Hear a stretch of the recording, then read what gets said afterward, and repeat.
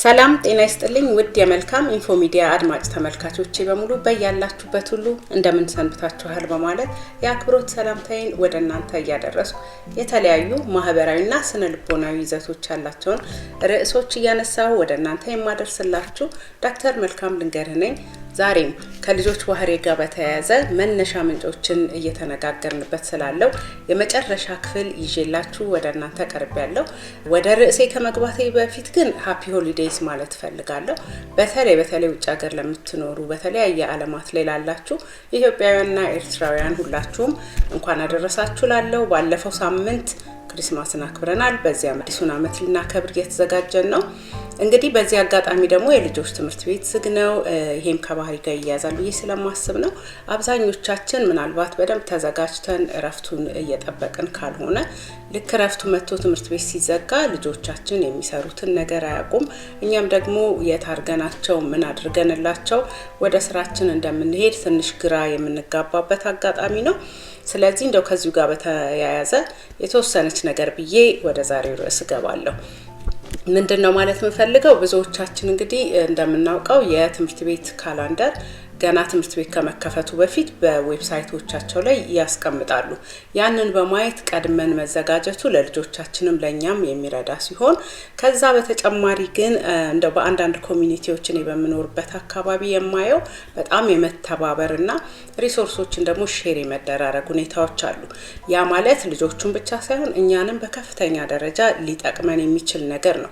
ለምሳሌ አብሮ በመሆን ልጆችን በተራ የመጠበቅ ሁኔታ ቢኖር ልጆቹ ለምሳሌ በዚህ ሰዓት የሁለት ሳምንት ዝግ ሲኖራቸው ሁለቱንም ሳምንት አንድ ወላጅ ቀርቶ ከስራ ወይም ማስፈቅዶ ልጆቹን ከመያዝ ይልቅ ከጎረቤት ጋር ከጓደኛ ጋር ከሚያውቁት ሰው ጋር በጣም ከሚተማመኑበት ሰው ጋር አብሮ ከሰራ ግን ያንን ነገር በተወሰነ ደረጃ የመቅረፍ ችግሩን የመቅረፍ በተራ ቢያንስ 3 ቀን 5 ቀን እየተወሰደ ወላጅ በተራ ልጆቹን የራሱንና የጓደኞቹን ወይም የሌላ ቤተሰብ በመያዝ እነዚህ ልጆች ደግሞ በተለያየ አክቲቪቲዎች ቢዚ የማድረግ ነገሮች ይኖራሉ።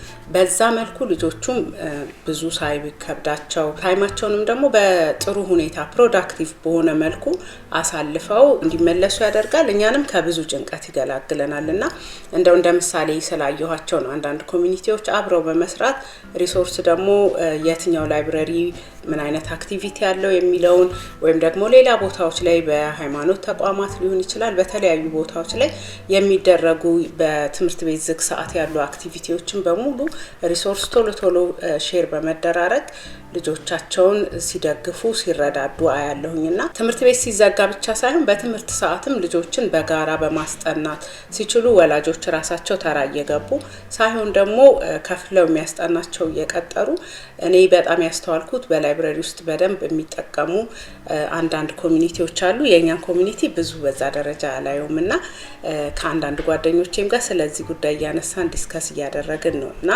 እንደው በተቻለ አቅም ይሄ ጥሩ ልምድ ስለሆነ የኛም ህብረተሰብ እንደዚሁ አብሮ ኮኦርዲኔት ያደረገ የሚሰራበት ሁኔታ ቢፈጠር ትልቅ ጥቅም ይኖረዋል ብዬ አስባለሁ።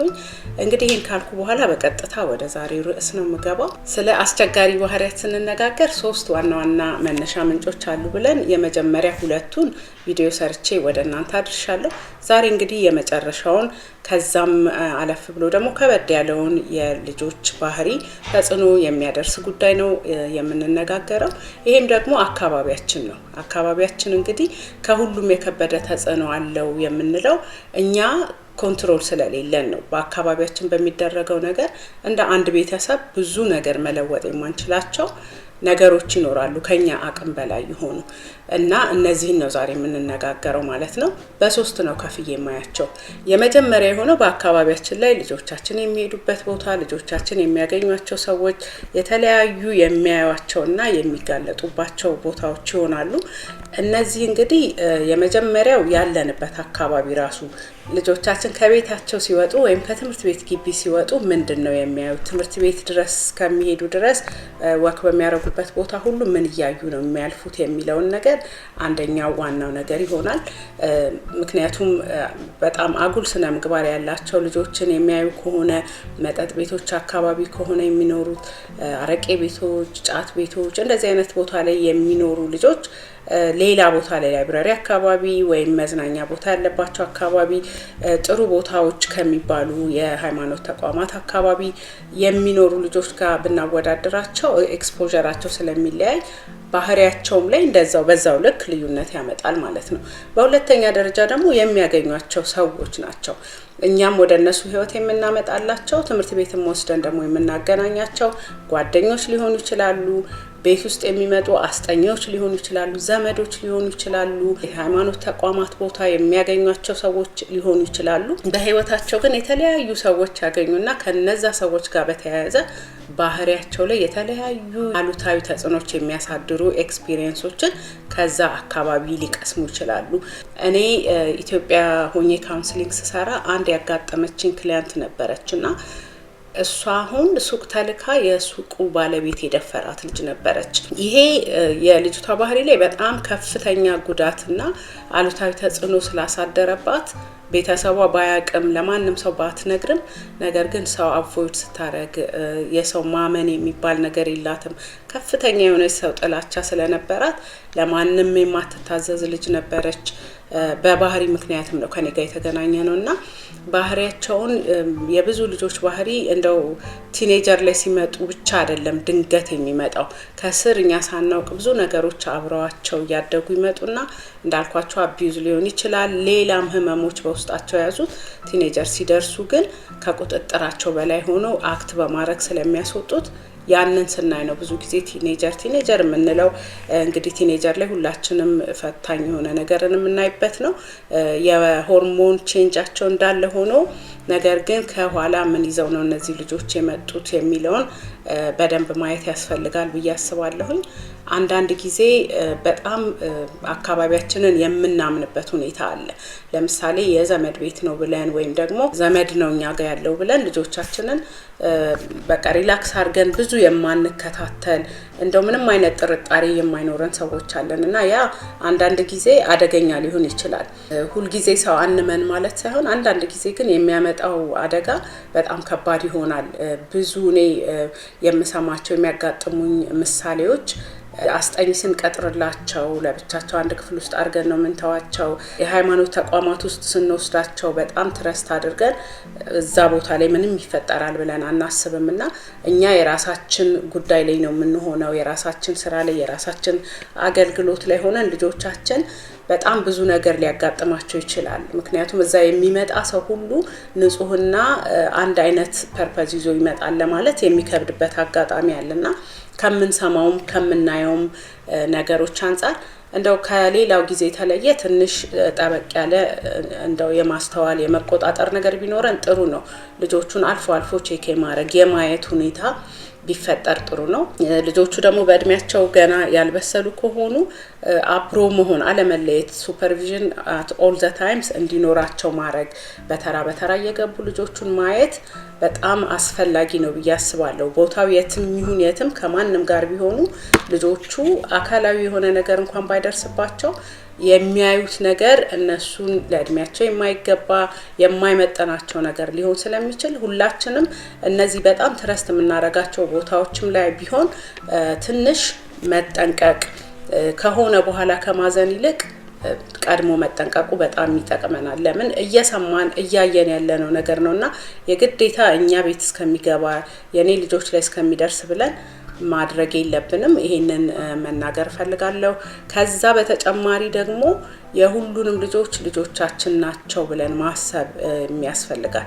ይሄንን ማናደርግ ከሆነ አንዳንድ ጊዜ በቃ የኔ ልጅ ይሄንን አያደርግም እዚህ ቦታ ላይ አይገኝም ብለን ነገር ግን ይሄ የምናወራው ስለ አካባቢ ተጽዕኖ ስለሆነ አንዳንድ ልጆች በአካባቢው ያሉ ልጆች በሌላም ስነ ምግባር ውስጥ እያለፉ ከሆነ at some point እነዚህ ልጆች ኢንተራክት ያደርጋሉና ያ ችግር ወደድንም ጠላንም ወደ ቤታችን መምጣቱ አይቀርም።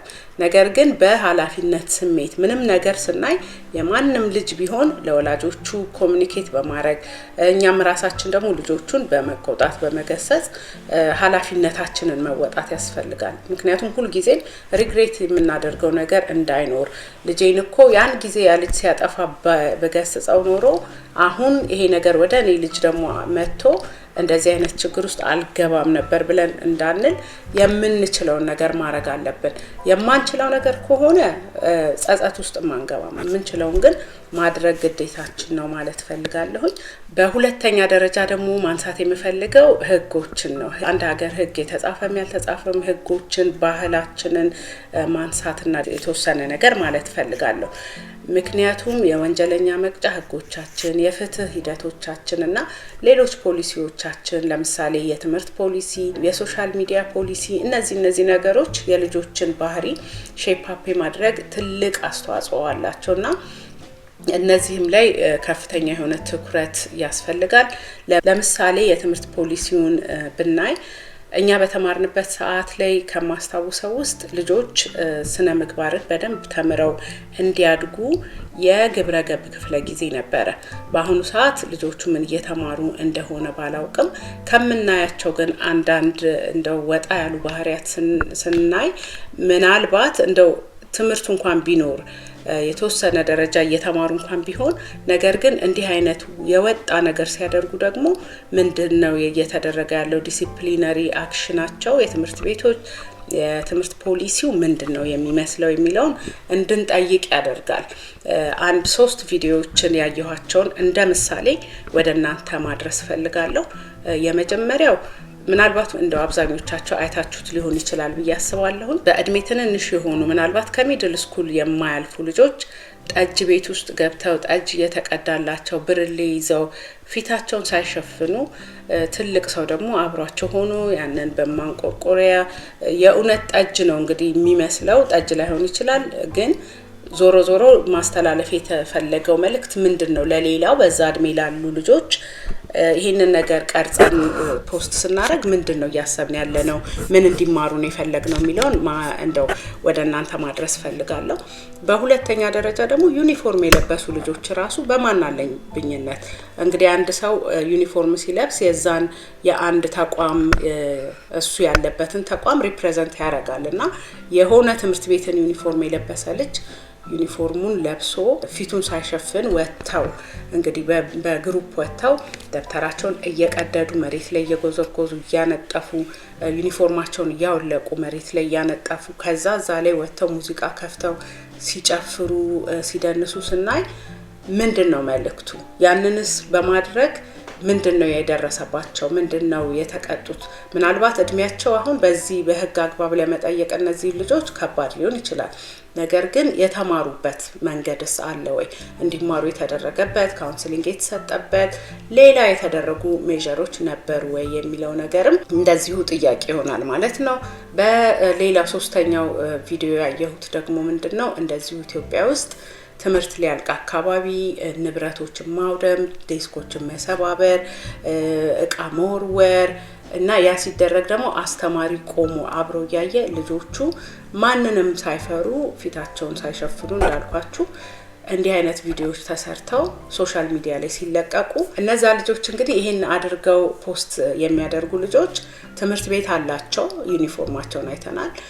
አስተማሪ አላቸው፣ አስተማሪዎቻቸውንም በተለያየ አጋጣሚ እንግዲህ አይተናቸዋል። ወላጅ ይኖራቸዋል ብለን እናስባለን እና እነዚህ በእነሱ ዙሪያ ያሉ ሰዎች ህጉንም ጨምሮ የትምህርት ስርዓቱ ያለውንም ፖሊሲ ጨምሮ ምንድነው እያደረገ ያለው ለነዚህ ልጆች? ይሄንን ላደረጉ ልጆች የሚማሩበት የሚቀጡበት ነገር ምንድነው የሚደረገው የሚለውን ነገር እንደው እንደ ጥያቄም ስለገረመኝም ወደ እናንተ ማምጣት ፈልጋለሁኝ።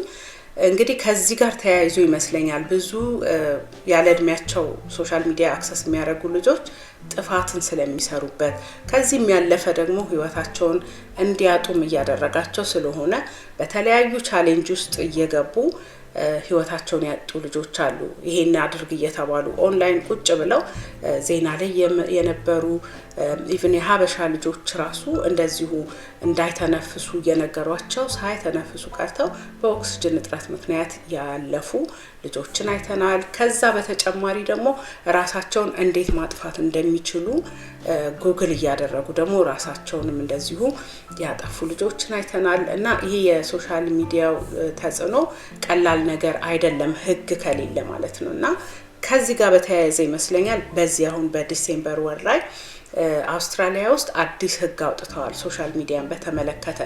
ያ ህግ ምንድነው የሚለው ከ16 ዓመት በታች የሆኑ ልጆች ሶሻል ሚዲያን አክሰስ እንዳያደርጉ ባን የሚያደርግ ህግ ነው። እንግዲህ ብዙ ልጆች ተቃውመውታል ይሄን ህግ ኦብቪየስሊ፣ ብዙ ወላጆች ደግሞ ሰፖርት አድርገዋል።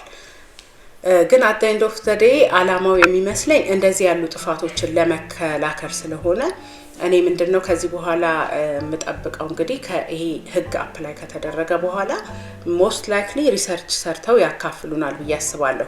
ህጉ ከመውጣቱ በፊትና ህጉ ከወጣ በኋላ ያለውን ልጆች ላይ ያለ ለውጥ የባህሪንም ጨምሮ ይነግሩናል ያካፍሉናል ብዬ ነው ተስፋ ማደርገው።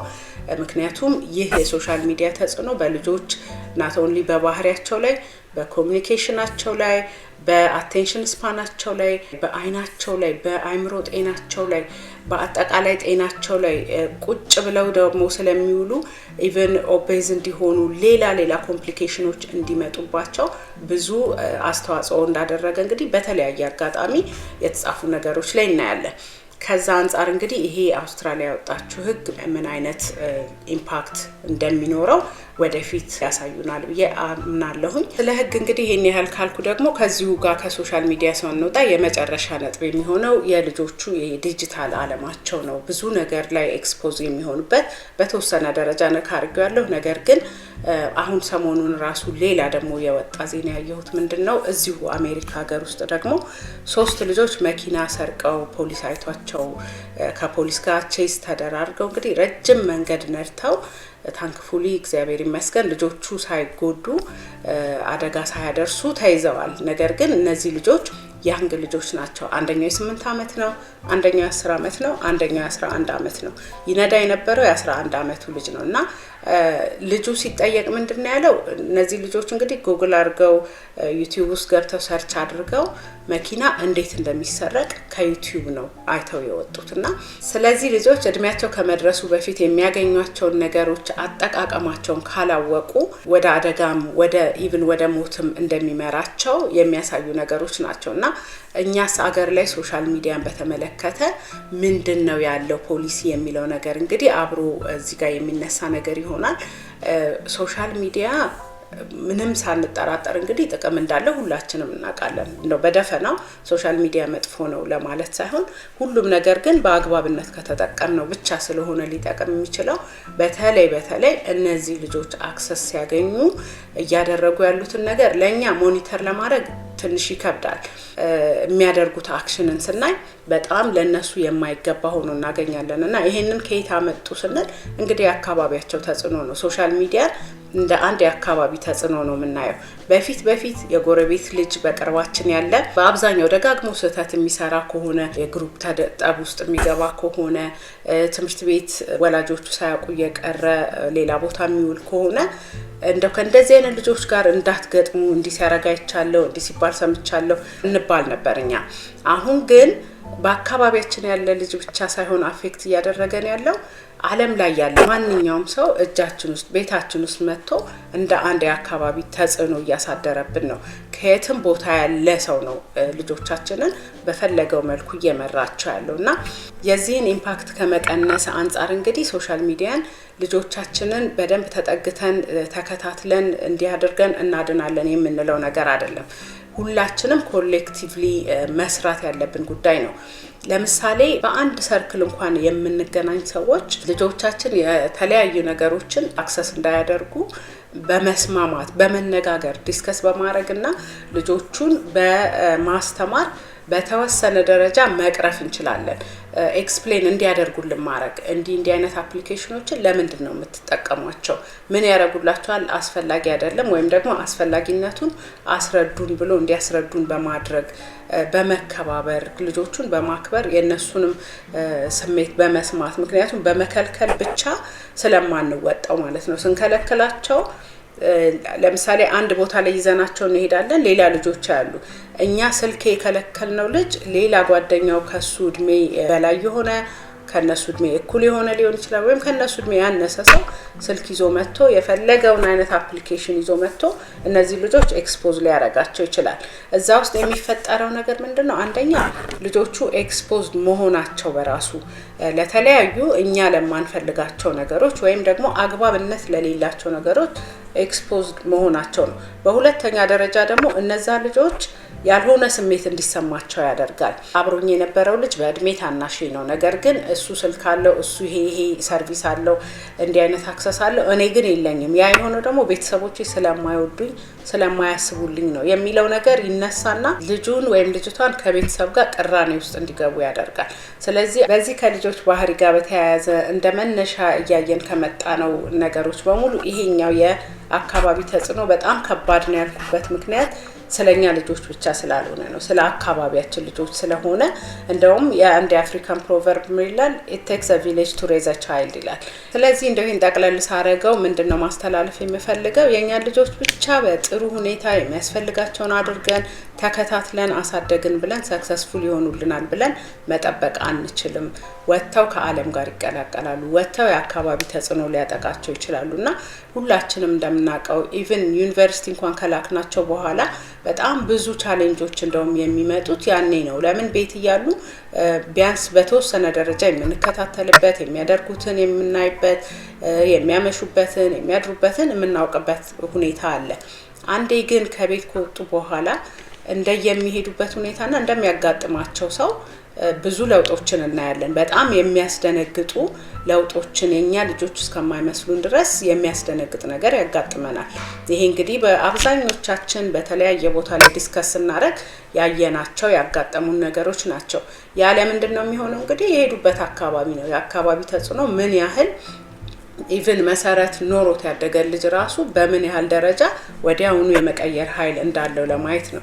እኔ በጣም አንድ ጊዜ የገረመኝ ኢትዮጵያ ሄጄ ሰው ለማስመረቅ የተለያዩ ዩኒቨርሲቲዎች ሄጄ ነበርና በዩኒቨርሲቲዎቹ አካባቢ የታዘብኩት ነገር ምንድነው? በየቅርብ ርቀቱ ላይ የጫት ቤቶች አሉ፣ የመጠጥ ቤቶች አሉ፣ ሆቴል ሩም አክሰሶች አሉና ምንድነው ያመቻቸንላቸው ያለነው ለልጆቹ የሚለው ነገር ያስደነግጣል። ምክንያቱም አካባቢያቸው እንግዲህ የነዛ ልጆች አካባቢ ያ ነው። ምግብ ሊበሉ ሊወጡ ይችላሉ።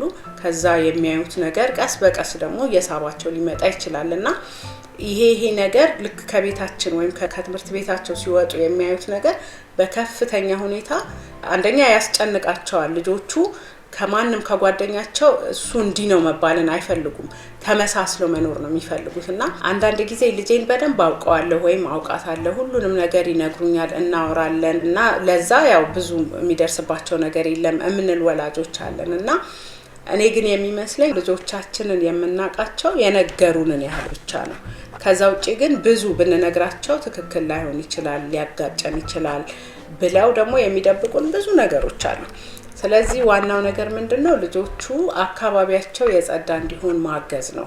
በዙሪያቸው ያሉ ጓደኞቻቸውንም እንደራሳችን ልጆች አይተን አብረን እንጂ ከሱ ጋር ትግጠም ብቻ በማለት ልጆቻችንን እንዲህ አይነት ሰዎች ጋር ተዋል ብለን ስለነገርናቸው አይውሉም ማለት አይደለም። ግን የሚውሉባቸውንም ሰዎች በተቻለን አቅም በመናገኝበት ቦታ ከልጅነታቸው ጀምሮ እነዛንም ልጆች እንደራሳችን ልጆች ከልባችን እየወደድን እያቀረብናቸው ልክ እንደኛ ልጆች ቀርጸን ማሳደጉን እንደው እንደ ልምድ ብናደርግ አካባቢያቸው የተሻለ ይሆን ይመጣል። ሙሉ ለሙሉ ብዙ ችግር እንቀርፋለን ባይባልም የተሻለ ግን ነገር ማድረግ እንችላለንና እንደዚህ ላይ ብንሰራ የሚል ነገር አለኝ። እስካሁን ወደናንተ ባደረስኳቸው 3 የመጨረሻ ቪዲዮዎች ላይ ስለ አስቸጋሪ ባህሪያት ዋና ዋና መነሻዎች ተነጋግረናል።